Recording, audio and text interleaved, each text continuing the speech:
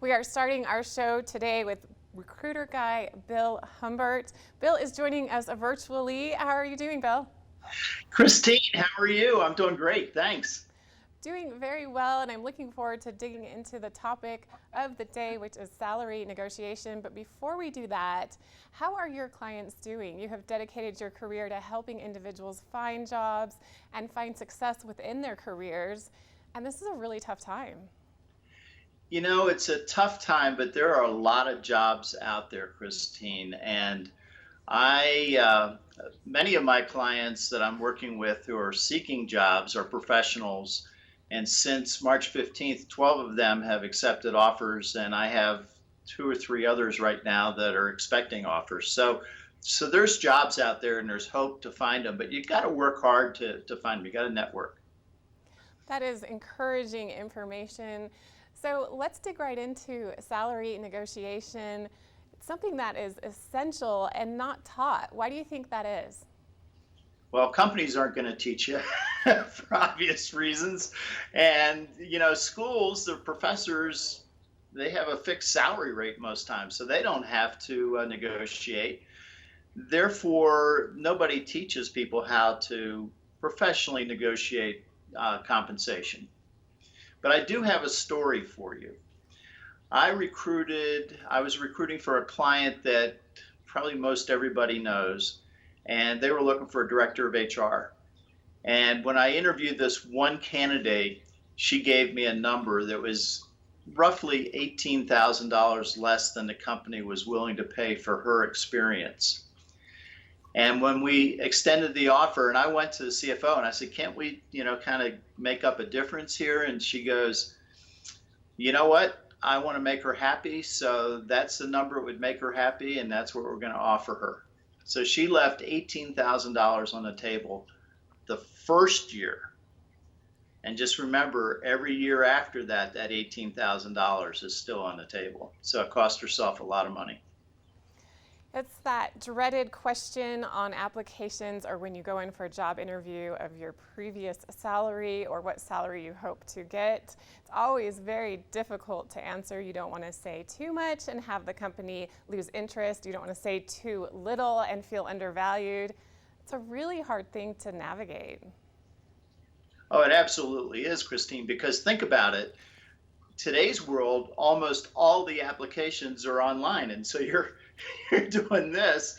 And those applications, the engineers at the request of HR departments designed the applications so that you had to put a number. You couldn't write open or negotiable or anything else.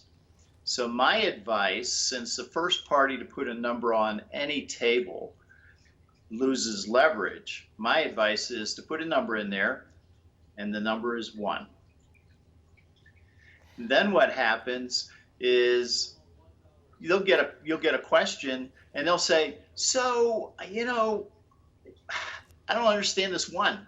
You go, well, job descriptions really don't describe the job, and yet I tailored my resume for your job description.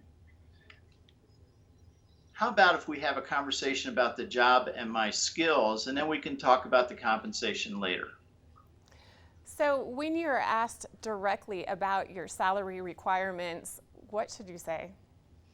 The best response, and remember, I'm a recruiter with 39 years of experience. And you know what happens, Christine, for me when I get the script that I'm giving you right now, is I go, oh, they read my book. And so here's what you say.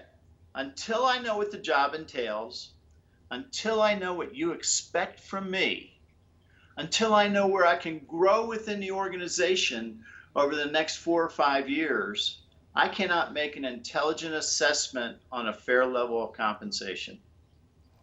And many times after interviews, you're asked to give an assessment. What are your recommendations for that? So, Christine, let me ask you a question. Do most people like love? I'm sorry, say that again? Do most people like love? Yes, Yes. absolutely. Yeah. So you give them love.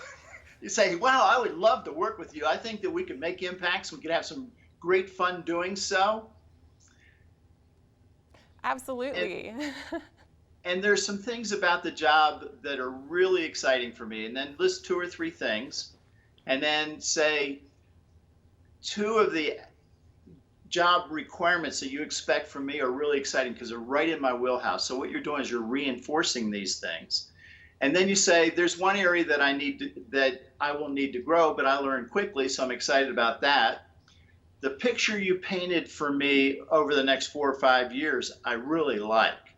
Now I understand it's dependent upon my performance, the company performance, and probably even the economy. It's not good for me to come in too high a level of compensation, and it's also not good for me to come in too low a level of compensation. So please make me the best offer you can, and I'll sincerely consider it. And you have an entire chapter in one of your books about salary negotiation. I do, and I go into a lot more detail. I tell some more stories about people who were successful, and I tell stories about people that, like that HR director. And Bill, where can we find your books? They're packed full of important and useful information, especially if you're looking for a job. How can we get them? Well, Amazon, obviously. Recruiter Guy's Guide to Finding a Job was my first job, but today, Employee 5.0 Secrets of a Successful Job Search in the New World Order. You can get both of them on Amazon. And, today's world is certainly a new world order. So it's time to get my book, pick it up, and learn how to negotiate your salary and learn how to find that next job. And Bill, you've been teasing your next book. How's that coming? My editor said to me, Humbert is really good, but there's some things I want you to change. And so she's a great editor, and I follow her every word. And so now I'm in the process of redoing it. But what was really cool was this past weekend was the National Speaker Association summer conference. And unfortunately, we had to do it virtually because, of COVID-19. But I learned some things that are going right into that book that's going to help the new readers, the people over 50. And that book is Expect Success, The Art of the Over 50 Job Search. Probably won't come out, actually be published until January. Well, Bill Humbert, it's been a pleasure talking to you about a difficult topic of salary negotiation. We appreciate your tips to navigate this tricky thing. So we appreciate Bill Humbert for joining us today. You can find out more about him at RecruiterGuy.com. We'll be back with more on this Business Wednesday right after this.